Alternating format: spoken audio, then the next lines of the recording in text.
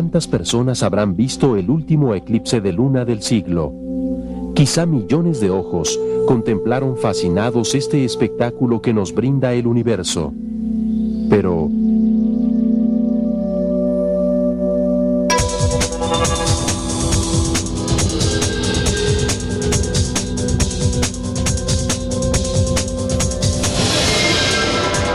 ¿qué es el universo?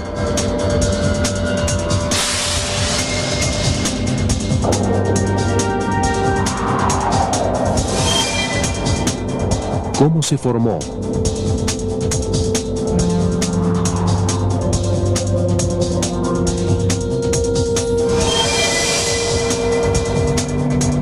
¿De qué está hecho?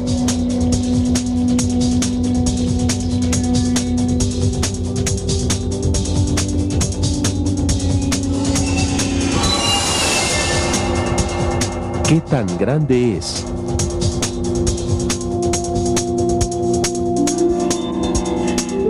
A lo largo de la historia, hombres y mujeres se han hecho y se siguen haciendo las mismas preguntas, intentando resolver el misterio del origen del universo, pues de ello depende nuestro conocimiento sobre el maravilloso planeta azul que habitamos, la Tierra.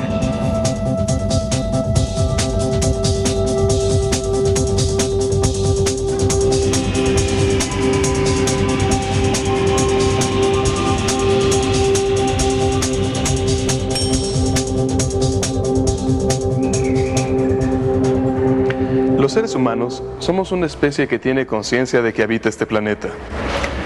Nuestra capacidad de observación y experimentación innata nos ha permitido adquirir conocimientos y transmitirlos de generación en generación para avanzar mediante la experiencia en el aprendizaje de los procesos que ocurren en el universo en el que vivimos. Esta curiosidad insaciable del ser humano y el ansia por tratar de comprender el universo que se abría ante sus ojos propició el desarrollo de la física y las demás ciencias con las que hoy contamos. Durante los últimos 3000 años, la humanidad ha transformado continuamente su forma de organización, sus actividades y hasta su concepción de ella misma y el universo en el que habita. Gracias a los conocimientos que hemos adquirido sobre los fenómenos físicos de la naturaleza, ha sido posible hacer realidad muchas de las fantasías de nuestros antepasados. ¿Cómo se asombrarían los hombres de la antigüedad al ver las facilidades que hoy tenemos para transportarnos? Las posibilidades que nos brindan los medios de comunicación, el desarrollo que tiene la industria, los adelantos que ha alcanzado la medicina, en fin. No hay que olvidar que hemos llegado hasta donde estamos gracias al cúmulo de conocimientos que nos ha sido legado por los hombres de ciencia a lo largo de la historia. Hoy sabemos que el universo es enorme y que nuestro planeta ocupa apenas un diminuto punto en esa inmensidad. Pero, ¿cómo se inició este proceso de conocimiento para intentar describir el tamaño del universo? Las reflexiones sobre lo que observaban en la naturaleza llevaban a nuestros antepasados a formular ideas acerca de lo que percibían. De ahí surgió el interés por ir construyendo el conocimiento. El pueblo griego y otras culturas se han encargado de cultivar el conocimiento para hacer florecer la filosofía y las ciencias. Las matemáticas, la geometría, la física y otras disciplinas tuvieron su origen en aquel pequeño país, aunque no hay que olvidar el Oriente y el Medio Oriente. ¿Te has preguntado alguna vez cómo empezaste a conocer lo que te rodea? ¿Crees que a través de lo que perciben tus sentidos puedes describir el mundo tal y como realmente es? Uno de los debates más antiguos en la filosofía ha sido sobre cómo adquirimos los conocimientos. La polémica se ha basado fundamentalmente en dos concepciones: los que piensan que el conocimiento surge a través de nuestros sentidos y la experiencia, y los que consideran a la razón como fuente del conocimiento. Aristóteles en la antigua Grecia decía: no hay nada en nuestra mente antes de que empecemos a sentir. Era un empirista, pues creía que el conocimiento sobre el mundo se construía a partir de la experiencia.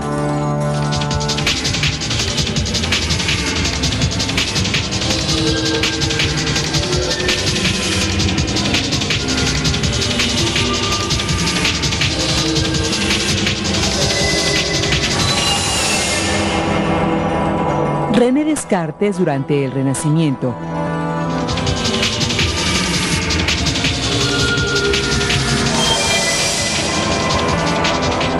Immanuel Kant, en el siglo XIX, sostuvieron que los sentidos no podían describir el mundo tal y como era en la realidad.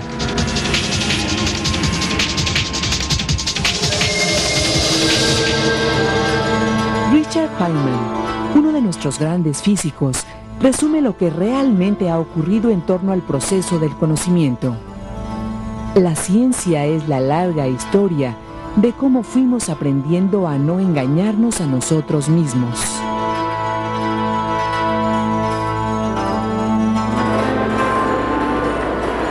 Efectivamente, el camino que ha seguido el conocimiento para convertirse en ciencia ha sido largo y sinuoso, pero el afán por encontrar respuestas a través de la observación y experimentación continuas permitió y posibilitó el desarrollo de las matemáticas y la física, entre otras disciplinas.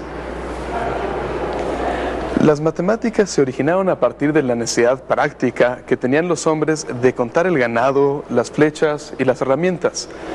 Quizá la física surgió de la inquietud por explicarse los misterios del firmamento. Durante milenios, nada interesó más a los hombres que la observación del cielo. Noche tras noche de cada año, contemplaban maravillados la cantidad de puntos luminosos a los que se les ha denominado estrellas.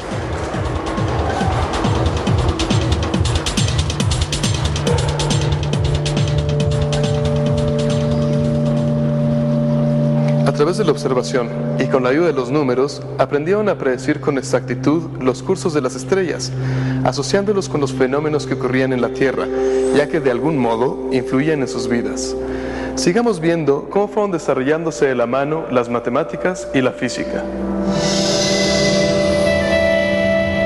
En tiempos muy remotos, los hombres usaban bolsas con piedras para contar, mismas que a través de los siglos originaron el ábaco e incluso los primeros sistemas de monedas. Sumar y restar, utilizando bolsas con piedras o el ábaco, se había vuelto una operación muy sencilla, pero con el tiempo, la actividad de contar fue creciendo conforme a las necesidades y su empleo se orientó hacia fines más complejos. Había que contar los días para determinar el inicio y fin de las estaciones, los años para saber la edad de los hombres, contar los animales, las mercancías. Con la invención de la escritura, la actividad de contar adquirió mayor relevancia. Cada objeto contado se representaba con una marca en madera o papiro, y el tamaño o la posición indicaban múltiplos de unidad. Luego estas marcas se convirtieron en los primeros sistemas numéricos.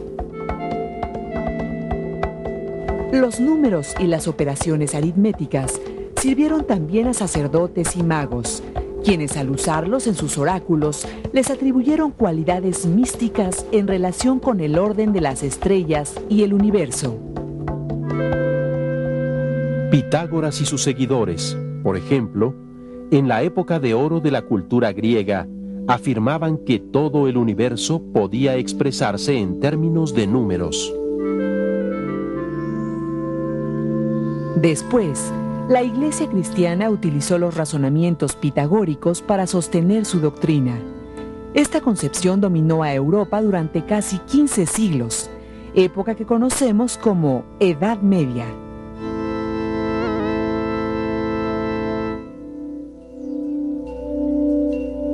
A partir de las nuevas necesidades, el conocimiento seguía avanzando. Se inventaron las escalas y las unidades de medida para establecer magnitudes. Se recurrió a la multiplicación y a la división para determinar volúmenes y superficies, y empezaron a evolucionar las notaciones simbólicas para efectuar todo tipo de cálculos y mediciones. El dominio de sus nuevos conocimientos despertó en aquellos hombres el interés por medir el tiempo y el espacio, y se lanzaron a medir objetos tan inalcanzables como el Sol. Pasaron varios siglos para que los cálculos se enfocaran hacia las formas, trayectorias y posiciones en el espacio. Fue a principio del siglo XVI que empezó a calcularse la temperatura. la resistencia, elasticidad o dureza de los materiales. Luego, la actividad de calcular adquirió un valor práctico para construir todo tipo de mecanismos y estructuras físicas. La física surgió como la manera de responder a algunas preguntas que se hacían nuestros antepasados a partir de lo que observaban. Su desarrollo obedeció al trabajo científico de observar, hacer suposiciones, experimentar, medir y volver a observar para construir modelos que permitan predecir si lo que se pensó describe con la mayor precisión lo observado. Hoy sabemos que para observar con mayor detenimiento cualquier fenómeno físico que analicemos, es indispensable identificar y después medir sus variables, pues solo así podremos conocerlo.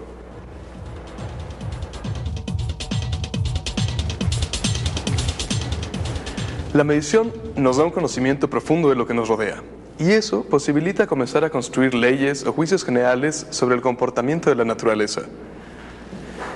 El trabajo que se realiza en física se relaciona con el momento de la observación y el asegurarse de que ésta es correcta. Un sistema puede ser algo tan común como un objeto determinado que cae de un tercer piso, efímero como el paso de un cometa, o también una observación más detallada sobre algo conocido, como es el caso de la estrella polar, que desde hace tiempo nos ha indicado la dirección hacia el norte. Por ejemplo, para escribir el movimiento del péndulo, medimos su longitud, la amplitud de oscilación y la frecuencia. Se miden todas estas variables para saber cómo se influyen entre ellas.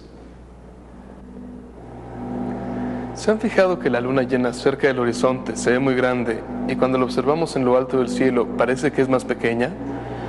Si mides el diámetro de la luna llena en ambos momentos, descubrirás que nuestros sentidos nos engañan, pues el diámetro de la luna llena siempre es el mismo. De ahí que medir sea la mejor manera de trascender la apariencia de aquello que observamos para conocerlo. Ya que estamos en esto, ¿se han fijado en el tamaño del Sol? ¿Han visto un eclipse de Sol cómo la Luna lo cubre totalmente? ¿Creen que miden lo mismo el Sol y la Luna? ¿O sus dimensiones solo son aparentes? ¿Cuál astro celeste está más cerca de la Tierra, el Sol o la Luna? Aristarco fue el primer astrónomo que calculó la proporción de las distancias que hay de la Tierra al Sol y a la Luna. Su método depende de una idea muy ingeniosa. Imagina, ¿qué método utilizarías para saber o tener una idea acerca de estas distancias? Mientras, vayamos a la historia y veamos los cálculos que realizó este astrónomo 2000 años antes de que se inventara el telescopio. Aristarco fue un famoso matemático y astrónomo griego, que nació y murió en la isla de Samos.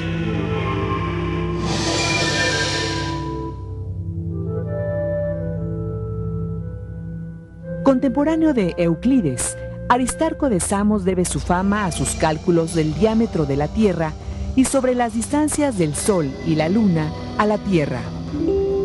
También sostuvo, aunque sus pruebas eran débiles, que los planetas que se conocían junto con la Tierra se movían en órbitas alrededor del Sol. Esta idea fue reelaborada por Copérnico siglos después. Si bien Aristarco no conocía las distancias de la Luna a la Tierra, ni la del Sol a la Tierra, fue capaz de estimar cuán diferentes eran. Empezó por entender claramente cómo se producen las fases de la Luna. Seguramente te has fijado que en ocasiones vemos la luna llena, en otras media luna, y cuando es luna nueva no se ve nada. Esto se debe a que la Luna no emite luz, pues su luminosidad depende del Sol. De ahí que en ocasiones vemos solo la mitad de su superficie esférica iluminada, mientras que la otra permanece en completa oscuridad, pues el Sol no la ilumina. Al observar algún amanecer o quizá un atardecer, cuando se ven al mismo tiempo el Sol y la Luna, Aristarco aprovechó ese momento en que la mitad de nuestro satélite es iluminado por el Sol para trazar 3 líneas imaginarias. Una línea recta desde la Tierra a la Luna, otra desde la Luna al Sol y una más de este a la Tierra, formando así un triángulo rectángulo. En este triángulo rectángulo solo se ve la mitad de la Luna. Entonces, si medimos el ángulo que forman la línea que va de la Tierra a la Luna con la línea que va de la Tierra al Sol, esto es, cuando observamos desde la Tierra, tendremos una idea de la proporción de las distancias entre ellos. Esto fue lo que hizo Aristarco. Antes de saber exactamente cuánto vale este ángulo, hay que recordar que la hipotenusa de cualquier triángulo rectángulo siempre es el lado que tiene la mayor distancia. En este caso, la línea más larga es la que une a la Tierra con el Sol. Si se mide este ángulo, se encuentra que es cercano a los 90 grados. Lo que quiere decir que la distancia a la Luna desde la Tierra es mucho menor que la del Sol a la Tierra, ya que se está calculando un cociente, el cual da un ángulo cercano a los 90 grados. Como este es grande, fácilmente pueden cometerse errores.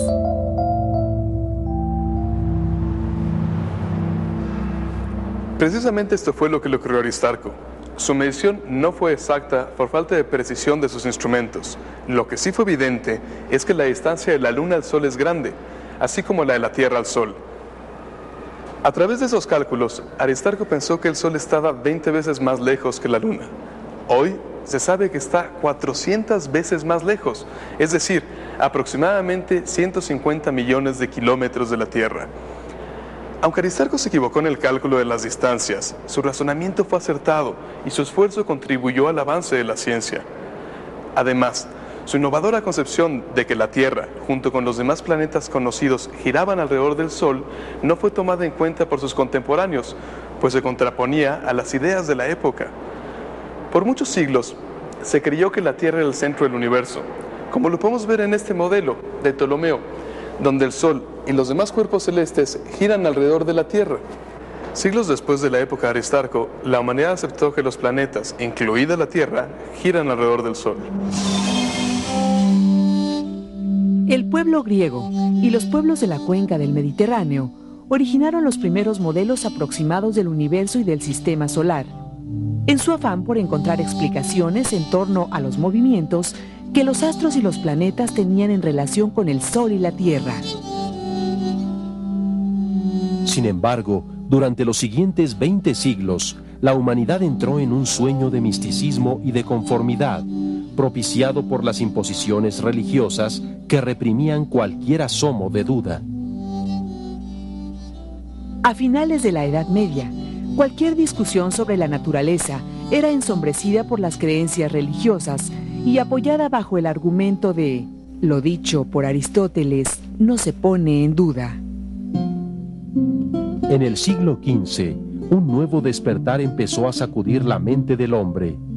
La búsqueda de un modelo que le permitiera explicar las observaciones celestes. Ya para el siglo XVI, las ideas sobre la esfericidad de la Tierra y las teorías de Copérnico se discutían ampliamente en las cortes y en las comunidades científicas. Tycho Brahe, Kepler y Galileo, entre otros, se dedicaban apasionadamente a hacer observaciones y cálculos matemáticos, sosteniendo acaloradas discusiones que incluso eran conocidas por la gente común de las incipientes ciudades de aquella época. Es sorprendente el interés que los hombres del Renacimiento llegaron a tener por el estudio de los fenómenos celestes. Algunos de ellos dedicaron su vida entera a la observación de los astros y los planetas.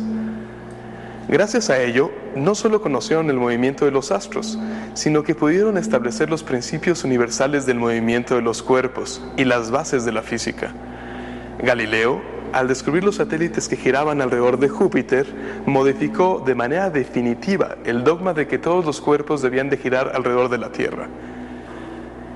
Precisamente, él fue quien impulsó las reglas del método científico para construir a la ciencia y en especial a la física. A él puede considerarse como el responsable de que las matemáticas se utilicen en esta disciplina. Veamos cuáles fueron algunos de sus postulados.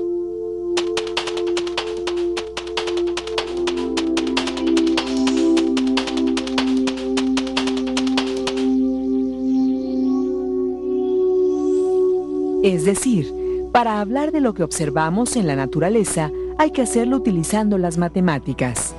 A Galileo se le ocurrió eso de símbolos matemáticos para hablar de lo que se observa y, como consecuencia, las fórmulas para trabajar los problemas de la física. Galileo también postuló que debíamos explicar las cosas que observamos a partir de las causas que tenemos enfrente y al alcance de nuestros sentidos, no con base en causas lejanas como lo hacía Aristóteles. Además decía que los aspectos no mensurables de la naturaleza no constituyen un tema apropiado para el estudio científico, ya que no son susceptibles de una formulación matemática. En síntesis, cuando queremos saber si lo que observamos tiene que ver con la física, para cerciorarnos debemos reconocer variables del sistema que se puedan medir.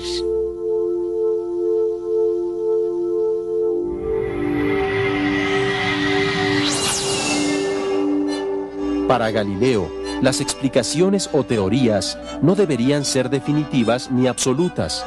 Al contrario, deben dejar lugar a verificaciones, correlaciones y estudios posteriores.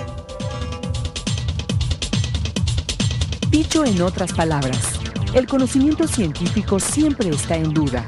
Todas sus conclusiones están permanentemente sujetas a revisión y las nuevas teorías solo perfeccionan a las anteriores o las desechan.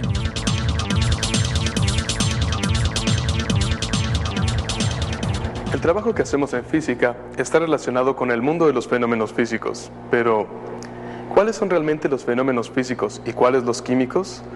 Intentar distinguir dónde termina la física y comienza la química nos lleva nuevamente a la filosofía. Para explicar los límites entre estas dos disciplinas, retomaremos el ejemplo que utiliza el Dr. Jesús Valdés del Instituto de Química de la UNAM.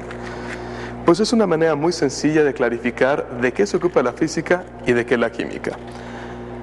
Observen este cerillo. Mírenlo bien, de cerca y también de lejos. ¿Cómo es? ¿Qué forma tiene su cabeza? ¿Qué le pasa si lo dejo caer? ¿Y si no me ocupo más de él? ¿Se queda ahí el resto de sus días? ¿No le ocurre nada? Hasta aquí lo que hemos hecho es describir este objeto desde el punto de vista de la física. En cambio, cuando lo encendemos y observamos cómo arde, y entramos en el terreno de la química, el cerillo se está transformando. Después de que arda, ya nunca va a ser un cerillo. ¿Por qué ardió? ¿Qué sustancias se requieren para formar un cerillo? Se produjo una reacción química que generó calor, luz, ¿qué más? Tanto la física como la química son ciencias predictivas o constructivas. Sin embargo, la física en general describe los fenómenos que ocurren en la naturaleza antes de que cambie su composición intrínseca, y la química se ocupa de su composición y de cómo se transforma.